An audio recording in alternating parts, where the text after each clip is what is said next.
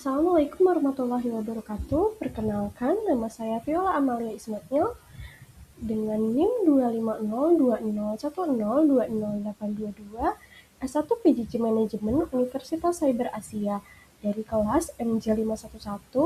Saat ini saya akan menjelaskan mengenai UAS Digital Inovatif Entrepreneurship dengan dosen pengajar yaitu Bapak Joko Suharyanto SEMM Cipriodi. Yang pertama yaitu analisis bisnis digital. Pengertian dari bisnis digital yaitu penggunaan teknologi digital untuk memfasilitasi transaksi komersial, mengelola hubungan dengan pelanggan dan mitra bisnis, serta menciptakan nilai melalui pertukaran informasi elektronik. Hal ini dijelaskan oleh Kenneth Loudon and Carol Gersio Trevor pada tahun 2020.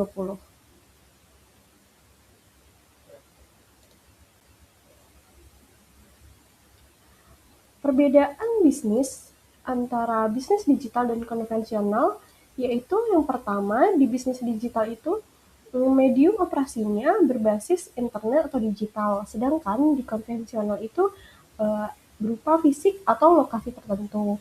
Lalu yang kedua yaitu jangkauan pasarnya. Di bisnis digital jangkauan pasarnya itu global atau tanpa batas, sedangkan pada bisnis konvensional jangkauan pasarnya itu lokal atau regional.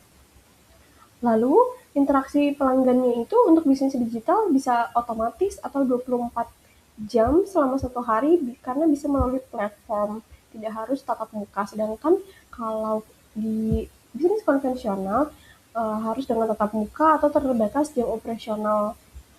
Lalu yang terakhir, data dan analitiknya untuk bisnis digital, real time dan mendalam, sedangkan untuk bisnis konvensionalnya terbatas dan manual. Selanjutnya yaitu jenis-jenis bisnis digital. Yang pertama yaitu versi digital dan dari bisnis non-digital. Yang pertama ada digital presence, di mana bisnis konvensional itu offline atau ada toko, sedangkan di bisnis digital itu online melalui website, marketplace, atau media sosial.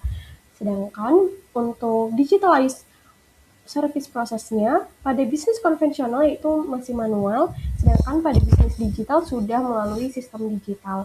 Lalu selanjutnya dalam digital marketing dan promotion, untuk bisnis konvensional masih manual yaitu mengedarkan brosur atau membuat spanduk, sedangkan di bisnis digital kita sudah bisa membuat Instagram Ads, WhatsApp bisnis, email marketing, dan marketplace ads.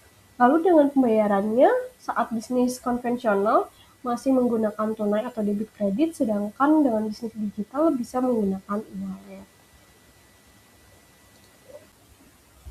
Lalu jenis-jenis selanjutnya yaitu yang kedua, fasilitator digital dari bisnis non-digital. Yang pertama ada platform marketplace, di mana yaitu tersedia di Tokopedia, Shopee, Lazada untuk toko fisik dan UMKM.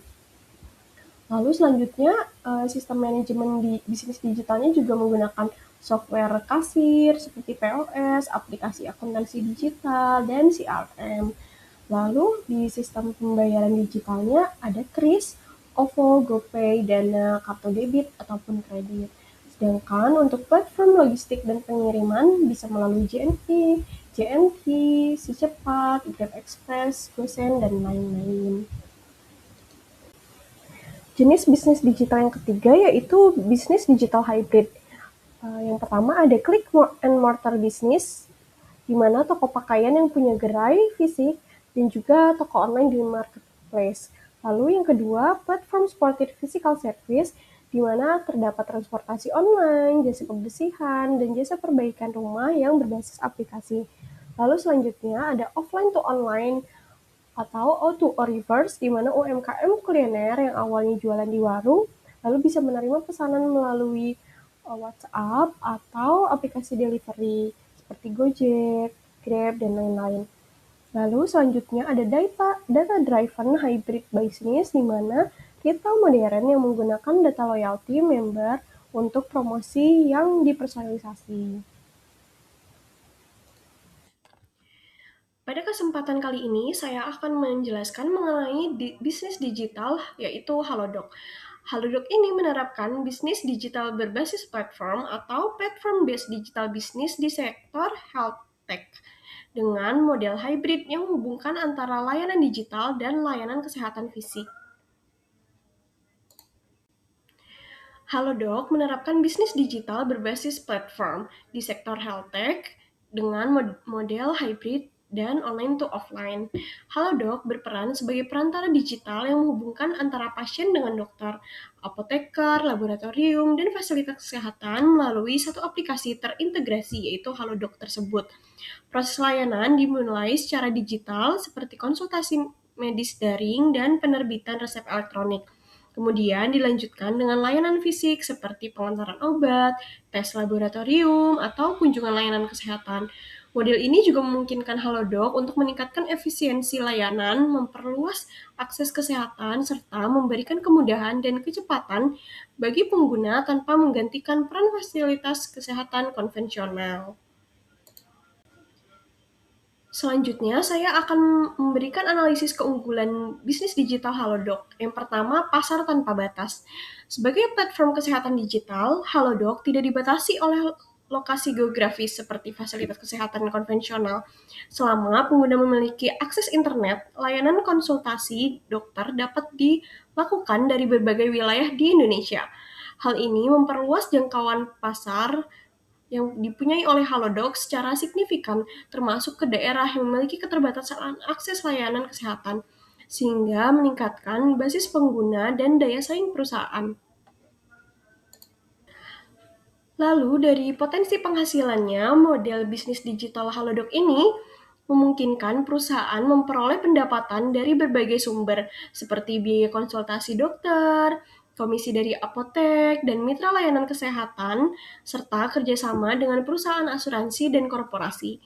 Skala digital membuat peningkatan jumlah pengguna tidak selalu diikuti oleh kenaikan biaya operasional yang besar, sehingga membuka peluang pertumbuhan pendapatan yang berkelanjutan serta efisien untuk aplikasi Halodoc tersebut.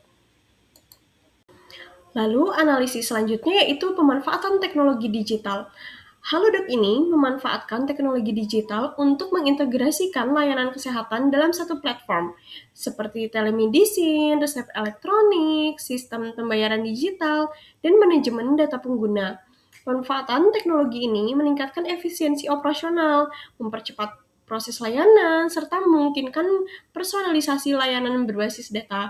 Dengan dukungan teknologi ini, Halodoc mampu memberikan pengalaman pengguna yang cepat, aman, dan mudah diakses. Transformasi digital bisnis dari Halodoc ini yaitu dengan mengubah layanan kesehatan tatap muka yang awalnya tatap muka sekarang menjadi platform digital terintegrasi. Tadinya kita harus datang ke dokter atau ke rumah sakit jika kita sakit, sedangkan kita sekarang bisa dengan menggunakan handphone bisa menggunakan aplikasi Halodoc itu untuk berkonsultasi dengan dokter, tidak harus datang secara konvensional. Mereka menghubungkan pasien dengan dokter, apotek, dan rumah sakit melalui aplikasi ini, menawarkan konsultasi virtual, pengiriman obat, dan manajemen rekam medis digital. Model bisnis ini menggabungkan fasilitator digital dengan versi online dari layanan kesehatan konvensional. Dengan adanya aplikasi Halodoc ini, pasien atau pengguna menjadi sangat terbantu, terutama pasien yang sakit bisa berkonsultasi langsung ke dokter melalui aplikasi Halodoc tersebut, bisa juga membeli obat langsung secara online. Tapi dengan adanya Halodoc ini juga terdapat juga usulan pengembangannya. Yang pertama yaitu mengembangkan AI untuk diagnosa awal yang lebih akurat dan rekomendasi kesehatan personal. Lalu yang kedua, memperluas ke layanan preventif seperti wellness program dan chronic disease management. Lalu yang ketiga yaitu berkolaborasi dengan pemerintah untuk menjangkau daerah yang lebih terpencil lagi, sehingga di daerah terpencil itu pasien-pasien juga bisa terjangkau. Lalu yang keempat, mengintegrasikan teknologi IoT dengan perangkat kesehatan rumah. Lalu yang kelima yaitu mengembangkan model subscription untuk layanan kesehatan keluarga. Nah, strategi ini akan memperkuat posisi Halodoc sebagai ekosistem kesehatan digital terdepan yang adaptif terhadap perubahan teknologi. Jadi, teknologi juga harus dimanfaatkan lebih baik lagi terhadap aplikasi Halodoc ini. Sekian, terima kasih. Wassalamualaikum warahmatullahi wabarakatuh.